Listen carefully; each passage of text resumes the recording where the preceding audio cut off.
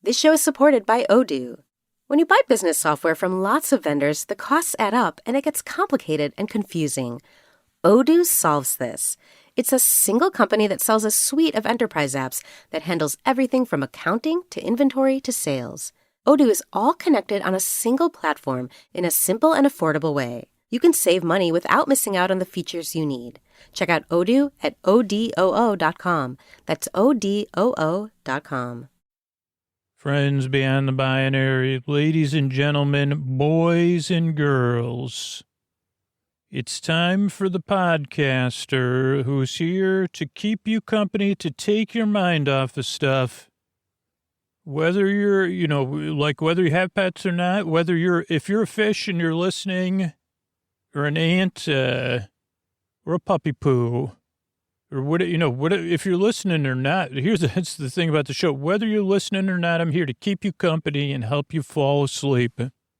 And believe it or not, there's people listening all night long, so some people are already not listening. So, and I know that a lot of you may be listening with partners that are so sound asleep. We're so happy for them. The fish are doing those fish like flips with joy for those partners who fall asleep as soon as their head hits the pillow. Oh boy, this for all of you, for all of you that are with someone this episode goes out to all of you who are with someone who falls asleep as soon as their head hits the pillow. And then they say, you know what? I don't even need a pillow. Oh, boy, do we love you so much. Really, we do. But we're we got a little FOMO. What can I say? We're human.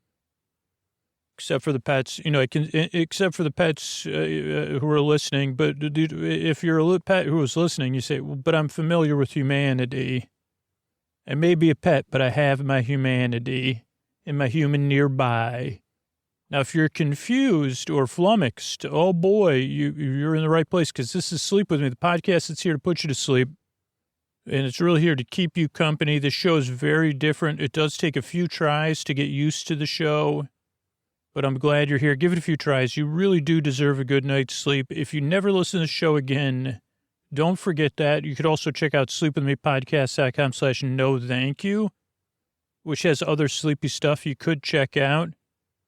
But I'm glad you're here. What we got coming up, we got support so the show can be free, then a long, meandering intro. Don't miss out on it. I don't even know what I'll talk about, but it'll be pretty it could be nonsensical. If I could spell or define non sequitur, it would, I would do that on the show, but then it would be a different podcast. It would be like the coherence cast, things interesting to people who are coherent and, people with coherence, but it's not. Oh no, there'd be coherence notes. But would they? I guess, or well, okay. So there'll be a long meandering intro meant to ease you into bedtime, and then eventually we'll have an episode of our episodically modular series, "Make Great Pets." But I'm glad you're here. I really hope we can help you fall asleep, and so thanks for coming by. Here's how we're able to do it for you free twice a week. All right, everybody, Scoots here. It's time for our episodically modular series, Nuns in... No, it's not. Holy moly. Even though this has come out well after Mrs. Davis came out, I guess I got Nuns on the Brain that's coming up. And by the way, if you're listening to this, this is not sponsored at all, but and it's late in the podcast, but talk about a deal... paying for a Peacock. Mrs. Davis is coming up for me. Poker Face is on there already. And most importantly, there's this is the episodically modular, non-sponsored Peacock triple play. And the home run hitter is about to come up after I'm laughing so hard because he's so uncomfortable and he has to sit through me explaining what an episodically modular series is. And if you're not in the U.S., you'll have to see what services these are offered on. But there's a show called Poker Face. There's a show called Mrs. Davis. And then there's a film, of course, that I don't know the name of. But but I know the star of the film, an animated film. Do they call them animated films anymore or movies? But holy cow. Welcome to our episodically modular series, Make Great Pets.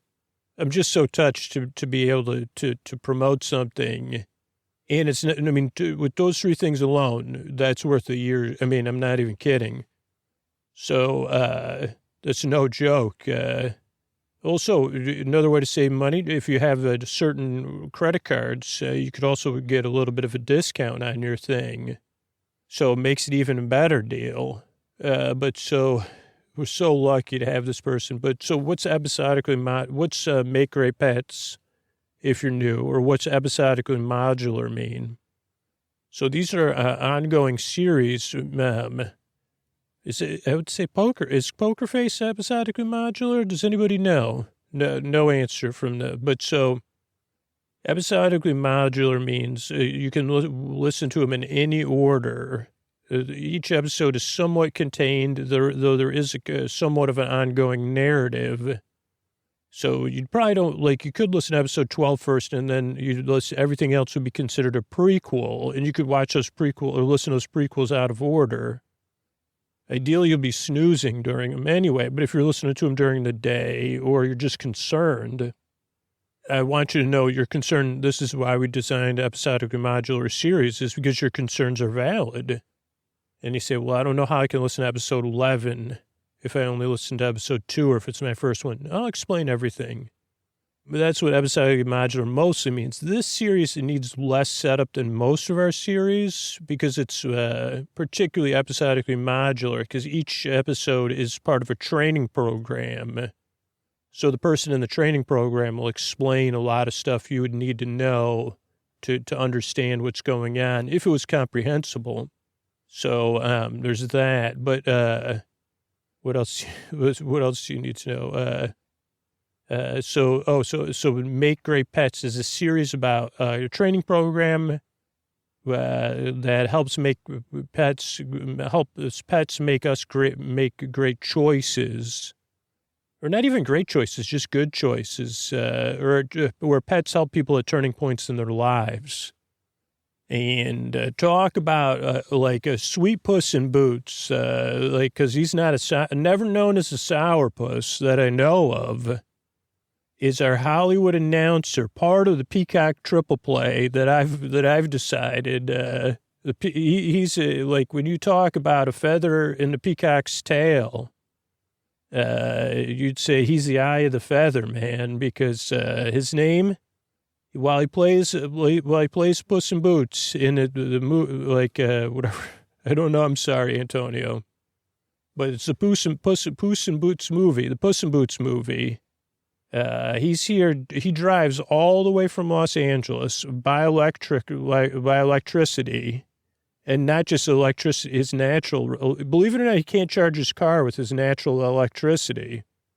But one day they may harness that, and that'll be cool. But so, without further ado, our Hollywood announcer, Mr. Antonio Banderas. Thank you, Scooter. Thanks for that kind introduction. And, no promo necessary. Because I'm just here for the love of sleep and the love of the sleepless. Your friend in the deep, dark night here to introduce Make Great Pets. Meow. Yeah. Thanks. That's Mr. Antonio Banderas, and this is Make Great Pets, everybody. Hey, this is Rin, and I'm recording these messages as a pets. I'm not sure how to refer to this situation I'm in now, as they rest. So if you're hearing this audio, it might be the first time you're hearing this. This is not my first day, but this is part of my first series of pets I've been in. I'm not keeping great counts, but I'm part of a post. I'm a post. Okay. I don't know how much I need to explain, but just in case, you're hearing this and you don't know, like, it all makes sense, but I think they did tell us to kind of explain it like this is your first time hearing it, but assuming you're part of the training program. But just in case you're not. So I'm a post-earthly human named Ren, and I'm a part of a training program called Make Great Pets, which just is something that sounds good and is not a great descriptor of what we do. But it's a part of, so, once I was a earthbound human, I'm assuming you were as well, but you could be from another planet. That's why I say, well, what if, okay, you're right. Now, I didn't get a chance to find all that stuff out. And I guess if I could go back, I'd say, could I see the, entire vastness of the universe first before I enroll in this training program? But I didn't think to raise that objection. But so I was offered an opportunity to be part of this program where you get to help earthbound humans via their pets at a turning point in their lives. That's probably the best description I've ever made of the program. Now, we don't have total control over the pets, but we can influence them and therefore influence the person we're there to help, which we don't have any, as far as I know, at the current stage of the program, I just become conscious within the pets. I guess after they wake up, I don't even know.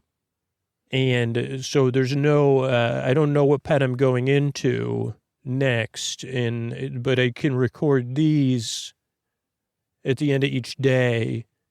So kind of like a debrief, though today is not, this mission not accomplished. What else do you need to know? Oh, why? Just in case you say, okay, well, post-earthly human, does that mean what I think it means? Yes, I think it does.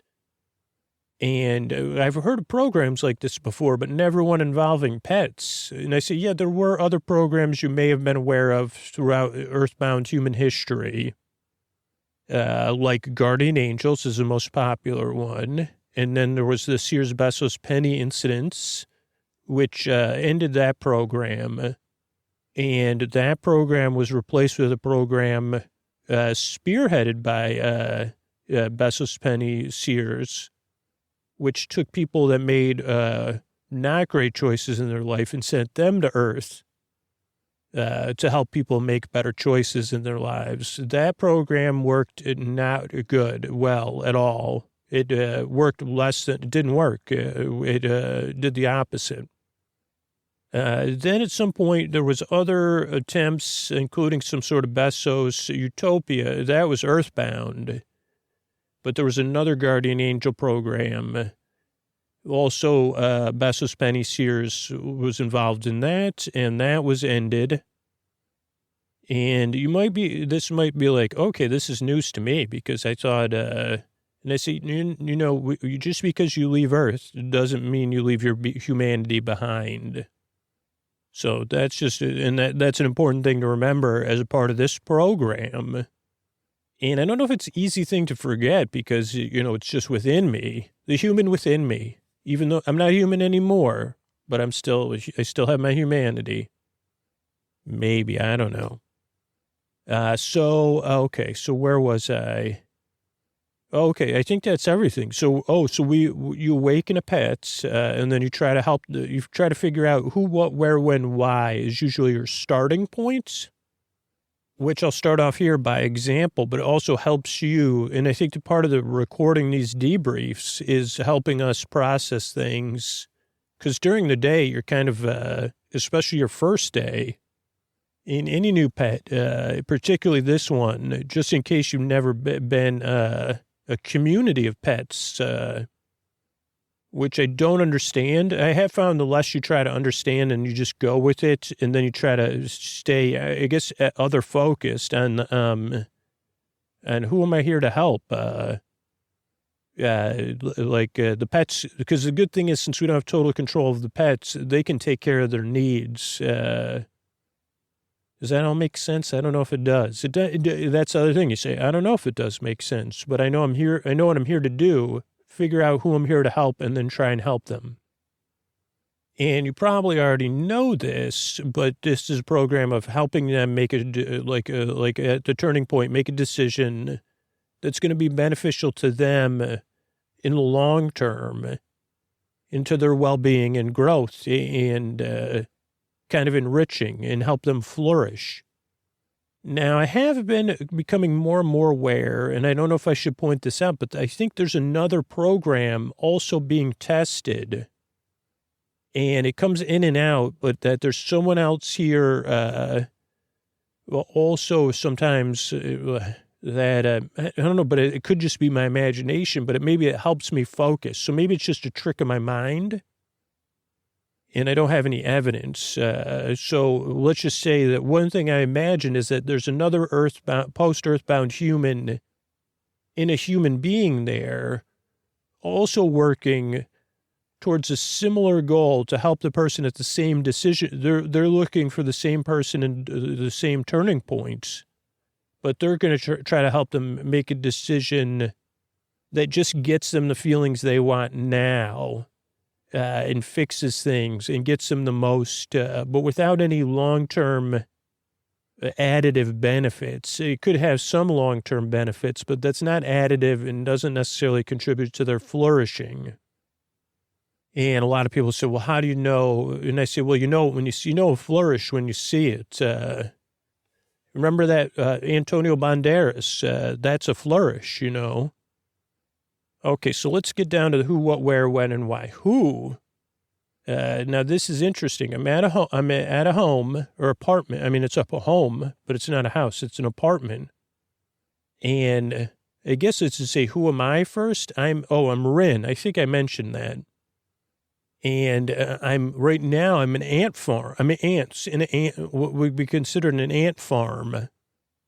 But I guess this is more of our ant home. And I'm pretty sure I'm all the ants, but I may only be one ant. I'm all the ants. Somehow we're all interlinked. And I do know that there's 3 people involved, but I'm not sure who I'm here to help exactly yet. And we are told we're there to help someone at a turning point in their lives where they're making some sort of decision or choice or whatever. But I'm still not sure. So I'm pretty sure. So there's 3 people humans I've come across. There's Vic, who is a father. There's Cray, who is a son. And then there's Sindra, who's their godmother. I think Vic's godmother. And Vic and Cray are getting ready to move. And Sindra's there to help them with the move, like packing and stuff like that. So where are we? We're at their apartment that they're getting ready to move in a few days. Who, what, where, when, now. They're moving in a couple days. So some of these you say, okay, I don't get, just answer all the questions the best of your ability. Who, what, where, when, why. I guess the why can mean a lot of things. Why are they moving? They need to move. Why is it a turning point? No one's happy about moving, but Vic is kind of happy about it, but Cray is not happy about it at all. And Sindra's there to help them. Why? So then why am I here? Why am I here? Okay, that's a better question. Okay, to help them with this move, but am I here to help? I guess I'd always go, okay, well, I could try to help them both for now. And who, what, where, when, why, how? Oh, boy, I don't know the answer to that at all. How am I going to help them? I'm not sure. How am I going to help them as an ant farm? No idea. But I'll hopefully find things out. Now, the good thing is that Sindra got here today, too, so it really helped me learn a lot of what was going on. So let me kind of run through some of the day. Okay, let me see. I'll go through, I'm not sure the order. Let me go through, because there was something that sticks out to me. But so not long ago we had dinner. And it was the second to last day of school for Cray. And at dinner, so it was Sindra, Vic, and Cray eating dinner. and there was a pea conflict about Cray eating Cray's peas. And it kind of went like Cray didn't want to eat the peas, and then I think it's more difficult. I mean, they don't know I'm watching because they're used to me, but having Sindra there, and the dad said, "Eat your peas," and then Cray said that peas taste like pee. And then Cray said, "I worked hard to make these peas." And then Cray said, "They're frozen peas. You just heated them up in a pot with water because they were left. We had to clear out everything in the freezer. And that's why we're having the peas." The dad said, "I worked hard to buy these peas. Please eat your peas." And then Cray refused, and I said, "Eat one pea." And then they went back and forth about these peas. And then finally the dad said, "Just go get ready for bed, please." And the dad sighed, and Sindra was just watching the whole thing. Didn't really say anything or make any noises, but you could feel the presence. But let me see. Let me back up first, because before we get to the bedtime, because now I'm asleep. Did I explain that at the beginning? Like you wake up when the pets go to sleep. I don't know if ants sleep. It may be some sort of proverbial sleep, but okay. So before that, Sindra arrived before dinner, before dinner, to help them move, because she said, "Yeah, moving's hard. That's why your godmother's here to help." And before that, Cray was still at school. And the nice thing is the dad carries me around from room to room, or not all the time, but the dad was helping getting things moved, and then went into Cray's room, and it was not in order at all. And the dad was home alone at that point, and got really irritable because the room was such a mess. And went on a tangent and stuff like that. Now, before that, I was asleep, and then I woke up, and I was very discombobulated because I've never been a community pet before. So sometimes you settle into your body first. You know, like they talk, I hope they train you in that kind of stuff. Be in your body, breathing, become aware of your body. So it's very hard becoming... it just took me a while to adjust. And then I was able, now the good thing was the dad was just home. And then the dad eventually picked up the ant farm and carried it around. So then I was able to kind of pay more attention and say, "Oh, okay. Okay, but where did I leave off?" So the dad had sent Cray to bed, very irritable. Then the dad paced around, then came back and started cleaning up. And then Sindra said, "I'll pick up the dishes. Why don't you sit down for a second and take a breath?" And the dad said, and then Sindra said, "You know, he's not getting ready for bed, right?" And the dad said, just kind of groaned. And she said, this is about to move, obviously. And the dad just groaned again. And then Sindra said, "What stories do you remember from your childhood?" And the dad was kind of lost for a second. He said, "What, like about you?" "I'm sorry, I'm just thinking about something else. I'm sorry, I don't have a story about you that comes to mind. It's just stress." And she goes, No, I don't mean stories about memories. I mean stories that children get told." And he goes, "Stories children get told? And like bedtime stories?" She goes, "Yeah, like folktales." And he goes, "I don't know." She goes, "What's the first one that pops in your head?" And he goes, "I guess that one about the kids in the candy house and that lady." And Sindra laughed. And she goes, "Yeah, Hansel and Gretel, you mean?" And he goes, No, the other one. And he was joking, though. So then they both had a laugh. And he goes, yeah, I remember Hansel and Gretel. And she goes, "Well, what was that story teaching you?" And the dad kind of paused. And Vic said, "Well, candy houses are too good to be true." And Sindra gave a kind of nod, like, uh-huh. I'm at the dinner table, believe it or not. I'm the first pet on the dinner table without any trouble. And she said, what else did it teach you? And he goes, well, maybe don't trust people that own candy houses either. Or don't trust them, question their motives, because they probably want something. And it's probably, it's like you're better off not going to the candy house.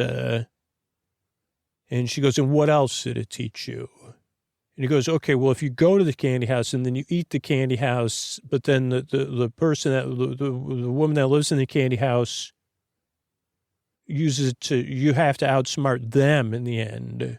You have to trick them or work as a team and trick them. Because they're probably an adult. So you have to outsmart authority figures sometimes. And Sindri said, that's good. That's good. Great. And then Vic said, what's the point of that? And Sindri just sat there, not in a judgment, just sat there quietly. And Vic kind of was like, in this calm way. And then Vic was like, what? And then she goes, can you get the point from the way I'm looking at you? And he goes, don't move to a candy house, or don't get excited about moving. We're not moving to a candy house, but I shouldn't be, I'm excited about moving. She goes, no. He goes, okay, beware. No. And she goes, the story, not for you. And he goes, And she goes, why don't you go tell your son a bedtime story? And he goes, I don't think I should tell him that one. I didn't like that story. And she goes, you could tell him a story about whatever you want, but she goes, what did the story do for you? She goes, maybe you could help him learn to eat his peas, right? Or whatever. And he's like, oh, okay.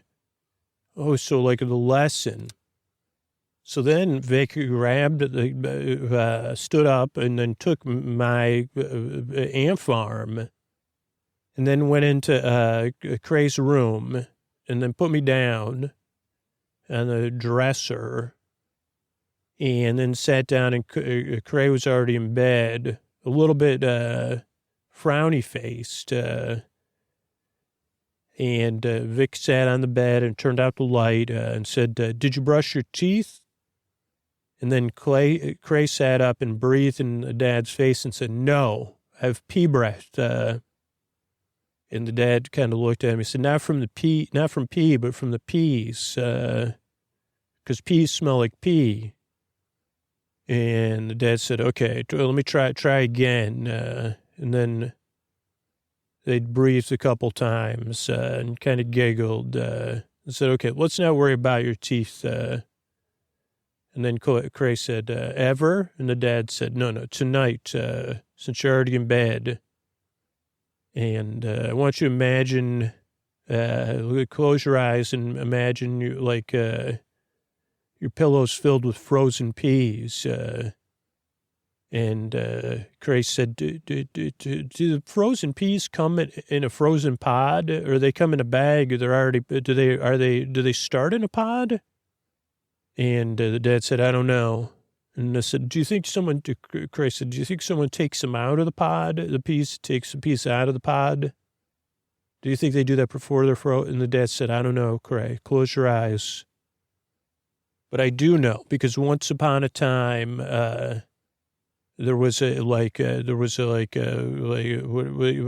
the dad had never done this before. And the dad said, once upon a time, there was there was only one giant pea pod, and the peas all lived there. The dad looked at the ant farm, and they all lived together in the pea pod. But the pea pod, you don't know, because you could never see through the pod. You didn't know what it was like in the pea pod. And then Cray said, pea pod. And the dad said, yeah, pea pod, a pod full of peas. And then Cray was getting tired, but kind of giggled and guffawed. And the dad said there was all these channels where the peas were. And they said, the peas said that we love, because we're so nutritious, we love to, we're part of the cycle of life. And, we're here to spread our nutrition to people. But, because of the way the channels within the Christ said, Dad, I've opened, they said, no, this is a different kind of pea pod. Different than the ones you've seen. And, but the peas they wanted to get out. This was a cosmic pea pod, Cray, before the first pea pod. And they said, we want to get out and, help kids grow and get everything out of the freezer, but not throw it away. And, we feel like that's not how, that's, kids just hold it against us. And everybody cheered because they knew that was a noble cause for them to help kids be their best. And they all chanted, help kids be their best, help kids be their best, everyone in the pea pod. But then they got stuck in there because there were so many channels. But someone heard them chanting, and they said, is there somebody chanting in this pea pod? And the pea said, yeah, we want to get out of here and help kids be our best. But because we're organic and somewhat mushy, we're not able to roll around in here. And they said, the person said, well, I'm Froster, the Queen of Winter. And I'll freeze you all in there, and then you'll be able to roll right out of there. And they said, great idea, Froster. And Froster said, as Froster blew her cold winds on the pea pod, it actually shrunk the pea pod and froze the peas. And then the peas popped right out of the pea pod.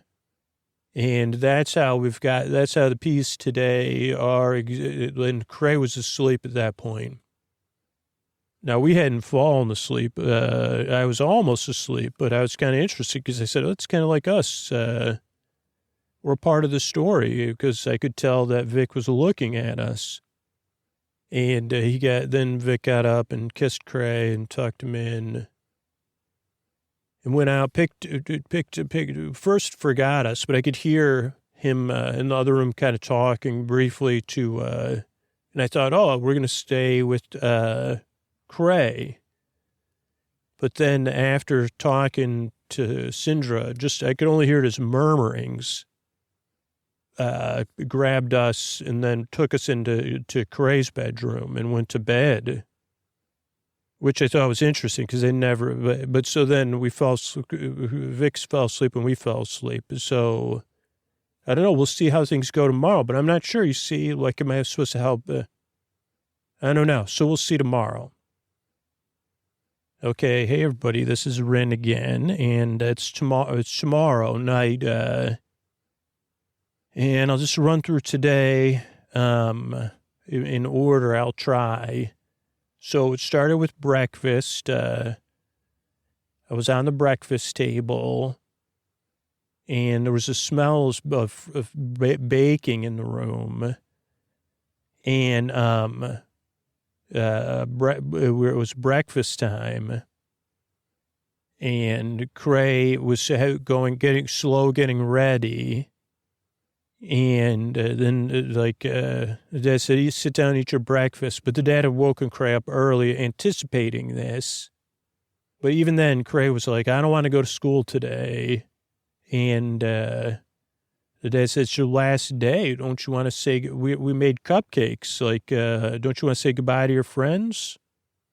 And Cray said, I should be getting cupcakes and not be giving cupcakes. I'm the one leaving. And that's when Cinda spoke for the first time, she said, well, this is a chance for you to say goodbye. And giving them will be a reminder of you. And it's important to have reminders. And the dad said, I'll tell you what, I'll give you a ride to school. And on the way, I'll tell you a story. And I didn't get to go. So the dad started telling the story. Cray said, okay. And the dad said, I could always it's going to be fine. It's your last day of school. And I got to go get more boxes and stuff like that. So, so whatever. Then the dad kind of started telling a story like once upon a time, but I don't know what the story was because I didn't hear it because they went out the front door to go to school. And the weird thing was that, Cinda just kind of sat there at the table, kind of in some sort of, I think Cinda was asleep or something, but also, looking at me as the ants. Now, the good thing is the ants are still moving around, so I didn't have to pretend, but I was also like, man, I'm still confused. I was still confused at this point in the morning. But then the phone rang, and Cinda was there and was kind of like, oh, okay.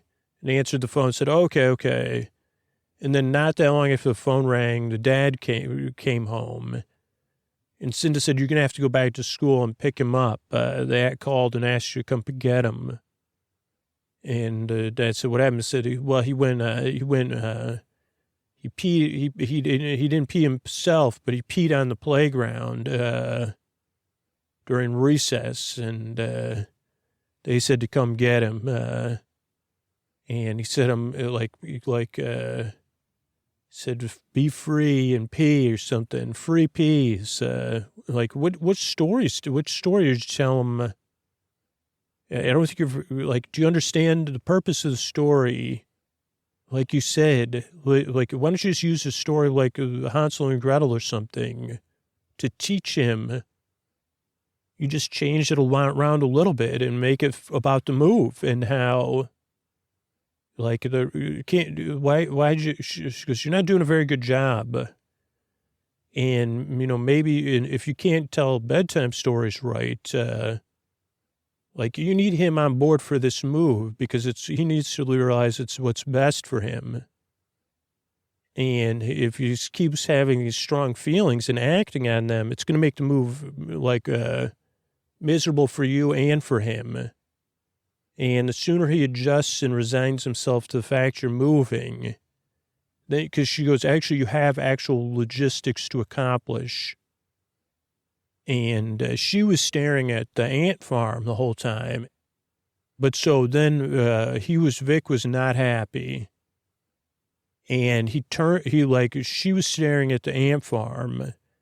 And Vic flipped her ant farm over. Now, it does have one of those things because you can turn it over and over. So we're in a big frame, but it's also like a frame that you could rotate. But he took he put the thing on its head. And I guess because that's how he felt. And it did cause quite a disruption in our home. Now I'm realizing that some of this material is prefabricated, and then some is sand, dirt. And so the dirt was redistributed, and I guess instinctually we rested during this period. So maybe I even fell asleep, but I don't remember falling asleep. And all I know is that at some point, Dad and Craig came home, and the dad's, there was a lot of disagreement and can't you understand? And then I realized, okay, now I think I know who are here to help. Holy cow. But then also we were dealing with our own situation as community because that I was watching a natural adjustment to. But I said, the prefabricated pathways are all clogged, so we don't have free movement. And also it's flipped over, so the distribution of our ant feed is not what it normally would be. And I guess this is where I was paying attention because, at first I said, okay, everybody just keep resting. Cinda had actually moved to start packing stuff, and the dad sat down at the kitchen table. I guess Cray was in Cray's room, supposed to be packing and cleaning at this point. And the dad kind of just watching us, And I said, okay. And I said, well, here's what we're here to do is clear out these blockages anyway. I said, do it with a flourish. Like, how would Antonio Banderas, as an ant, clear out blockages? That's the only thing I tried to put in our heads. But maybe it was just projection. But I said, really let's put our effort in clearing these blockages. And what I noticed was eventually, like, they were pretty tough, like, because the little tunnels we have, some of them are only wide enough for one or two of us, and there was one blockage we couldn't get through. And I said, well, we're going to have to get through to the other side and work on it from two sides together. And I knew we were being watched. So this was somewhat performative, but it was also instinctual at the same time. And the dad was just like watching as we cleared it out. But we didn't get it cleared. We were just working on it. And it was actually like really tiring. Like at some point, like we got moved to another room. I guess the living room, but everything was mostly packed in there. Cinda was packing. So actually like at some point we just fell asleep, and I kind of lost track of everybody. And so, we fell asleep. So that's like my latest update. But I think I'm trying to help the dad. And this is just, I don't know, in this story idea or trying to control things. I don't know. I got a general sense of that. I don't know. That's kind of what that's all I know is that we're trying to help with that. And maybe it's just by being ourselves, but with a flourish. I don't know. This is where it's confusing to do this job. Okay, hey, it's me. It's Rin again. This is the third day. And I'll just run through the day. So, woke up at the breakfast table again.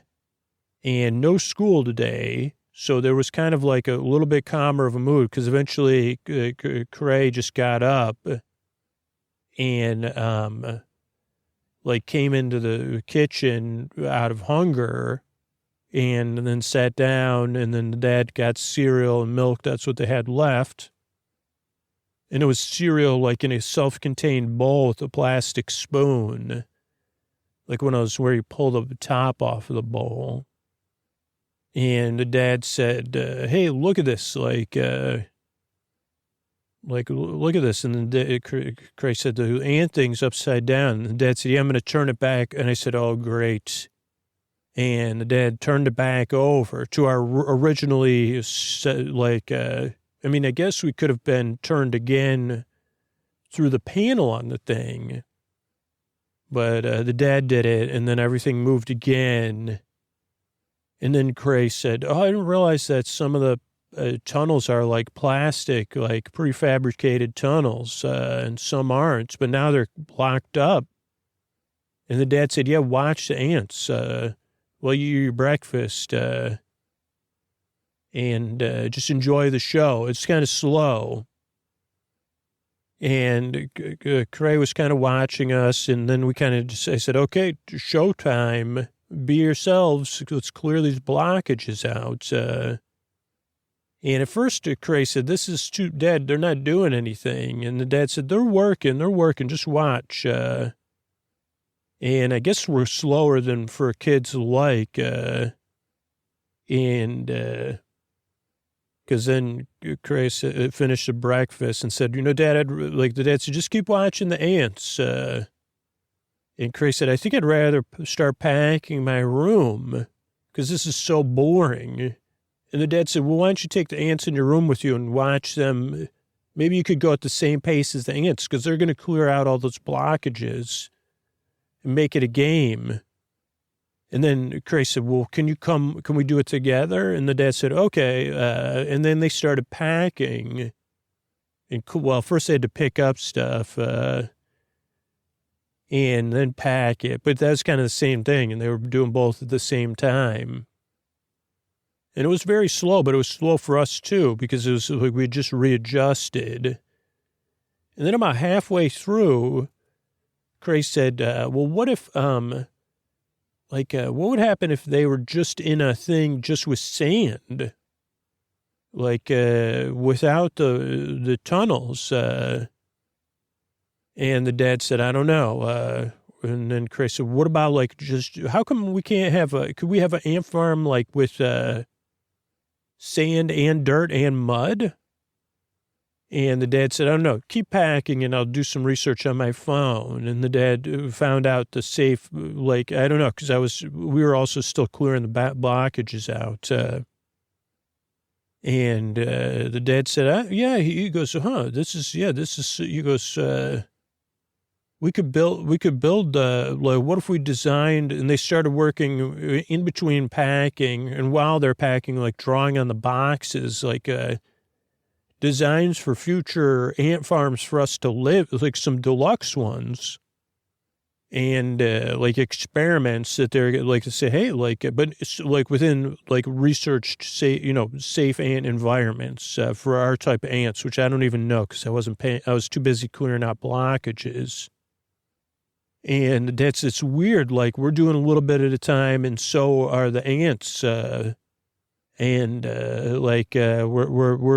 keeping in pace with one another. Wish I would have thought of this earlier. The dad said, like, instead of having to do a big dramatic prep for this move. And then Craig said, well, I don't know if I would have wanted to do it a little bit at a time.